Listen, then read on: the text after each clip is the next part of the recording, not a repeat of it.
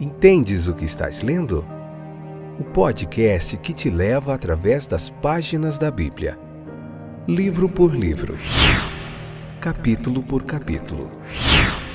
Uma exposição bíblica emocionante. Aperte os cintos e embarque comigo nesta viagem.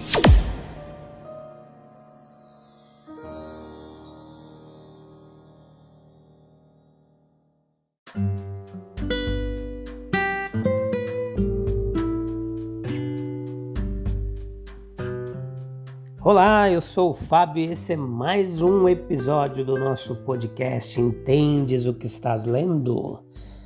Hoje nós vamos ler Gênesis capítulo 25, a parte 1. Depois nós veremos no próximo episódio a parte 2 e concluiremos este capítulo.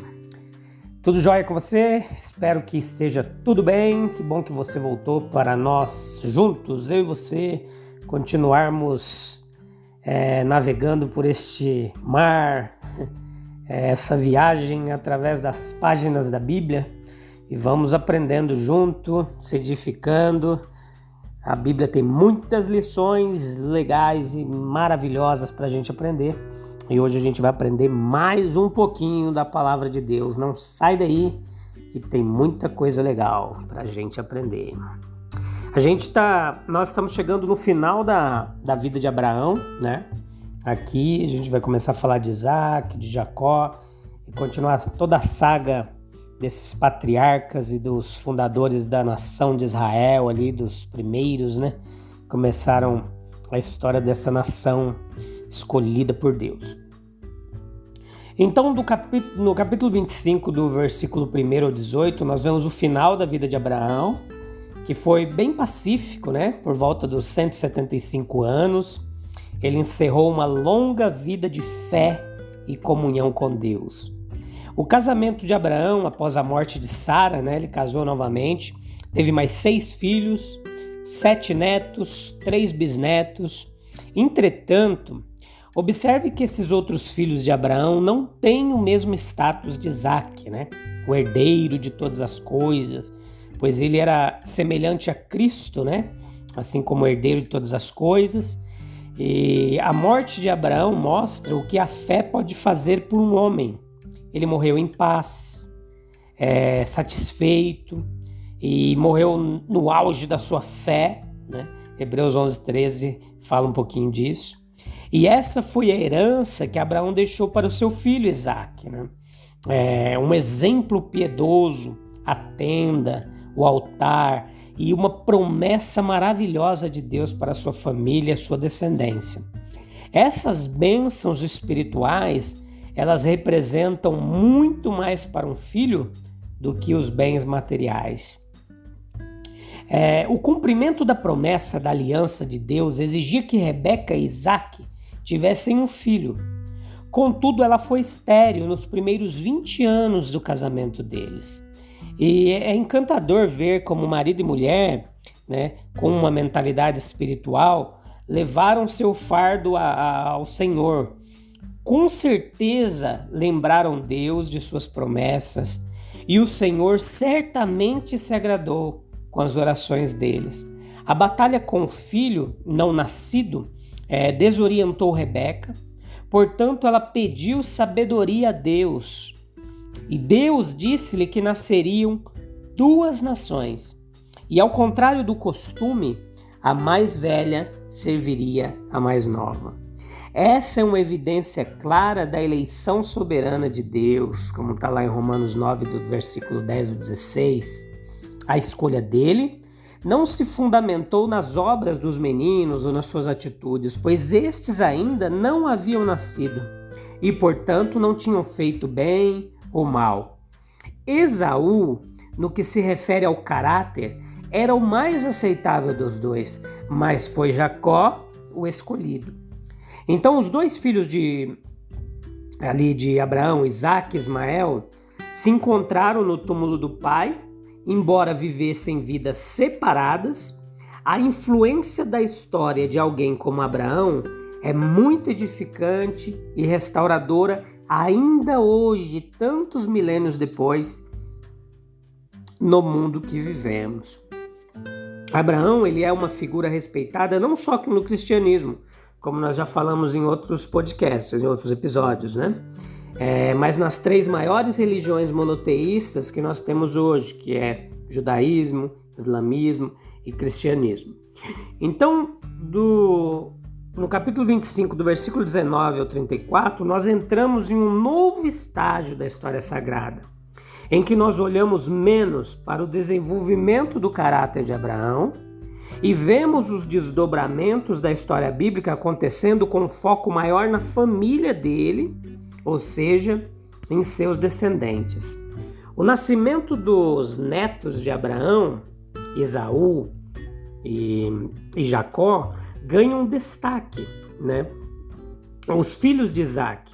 Esaú vive uma vida familiar, a casa, os pais vão exercer profundas e marcantes influências sobre eles, né? Que serão carregadas sobre ele, que será carregada por toda a vida. Havia na casa de Isaac uma parcialidade na criação dos filhos. Isaac amava mais Esaú, que era um caçador, um homem do campo, e Rebeca, por sua vez, tinha Jacó como favorito. E os pecados dos pais são geralmente transmitidos, né, de alguma forma aos filhos, afetam os filhos, a sua criação, influencia o seu caráter. Esaú, ele despreza o direito à primogenitura, algo tão valorizado naquela cultura, né? E Jacó, ele vai se aproveitar disso, né? Com a ajuda da mãe, vai enganar o pai. E tudo aquilo que começa errado, sem se pensar nas consequências, dificilmente terminará bem. Começamos cedendo aos impulsos pequenos, sem pensar em como eles atam suas cordas à volta do nosso pescoço, né? E o que é esse direito de primogenitura? Que proveito havia nisso? O desprezo de Esaú pela honra da primogenitura demonstra o quão espiritualmente indiferente ele se portava na sua vida. Que proveito a primogenitura me trará? Né? Ele não dava importância a isso. Havia muitas coisas em Esaú que seriam grandemente admiradas. Ele era de bom humor, improvisado, ousado, apaixonado por estar no campo, em meio à natureza, caçando. Portanto, ele era também uma boa amostra de uma pessoa mundana, né? Ele nada sabia sobre a consagração do coração a Deus ou sobre as aspirações espirituais. Na narrativa bíblica, nós vemos como ele mostrou indiferença à primogenitura, aquele privilégio de ser primogênito, que trazia consigo também certas vantagens espirituais. Ele veio desmaiado de fome do campo e o cheiro agradável das saborosas lentilhas que Jacó fazia pareceu-lhes irresistíveis. E para participar de uma rodada ali da sopa do guisado, ele abre mão do seu direito de primogenitura. O que nós podemos aprender aqui nessa história? Quais lições podemos tirar para o nosso aprendizado? Primeiro, que o coração não renovado, ele sempre substituirá as bênçãos espirituais por privilégios materiais e passageiros.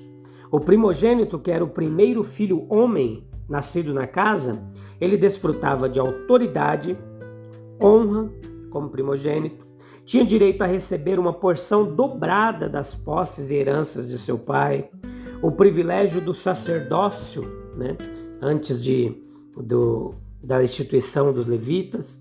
E, evidentemente, o filho mais velho, ele agia como sacerdote da família a oferecer os sacrifícios, e as vestes sacerdotais eram mantidas para ele.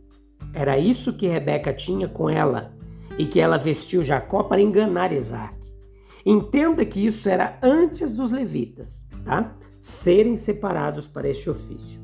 Então, a bênção peculiar do pai ali de Isaac foi concedida com uma solenidade. Um pacto foi ratificado e, portanto, Isaac, ele enviou Esaú para preparar carne de caça. Mas Rebeca o antecipa e ajuda Jacó a preparar a caça do jeitinho que Isaac gostava e poder receber a bênção no lugar de Esaú, né? Então, eu te espero no próximo episódio para a gente concluir toda essa história aqui, essa aventura aqui, vamos ver como vai terminar esse enredo, tá bom? Esse foi o episódio número 40, no próximo episódio 41, a parte 2 do capítulo 25, nós veremos a conclusão de toda essa história aqui, beleza? Deus te abençoe, deixa aqui o meu abraço, você fique com Deus, caminhe com Ele e ande juntinho a Ele. Até mais, até breve, tchau, tchau.